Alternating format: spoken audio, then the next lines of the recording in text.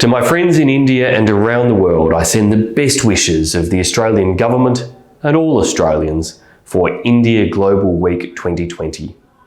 It was only a little over 4 months ago that I led a delegation of more than 100 Australian businesses, universities, peak organisations and research bodies on a trade mission to India to strengthen the ties between our two wonderful countries.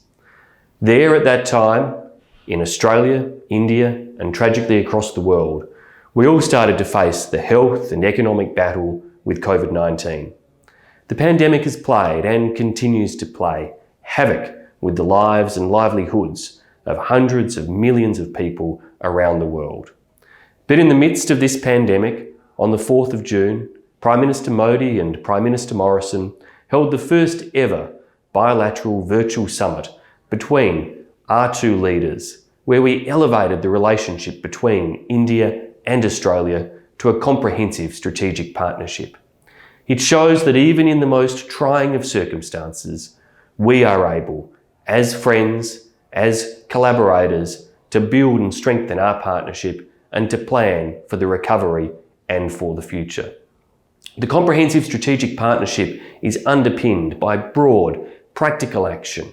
ensuring that we cooperate in areas such as our mining and processing of critical minerals, in the development of defence technologies and space capabilities, that we extend our strategic research cooperation, and that we look to enhance our economic cooperation in a range of different spheres.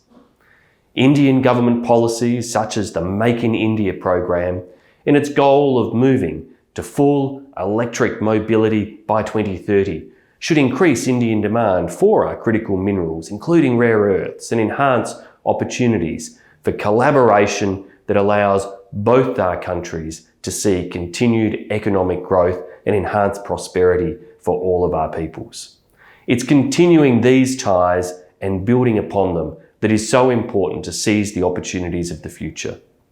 Whilst there in India just those few months ago, I was thrilled at a tourism event to be sitting with Harsha Bogle and Glenn McGrath, where we predicted that the T20 Women's World Cup would be an India-Australia final. And it was. And it's a demonstration that our two countries excel in so many ways, but equally that spirit of wonderful battle but friendly rivalry between our women's cricketing teams, as no doubt will be the case between our men's, was just a demonstration of how much across the board we work so closely together with one another, and I'm sure that will continue to be the case long into the future.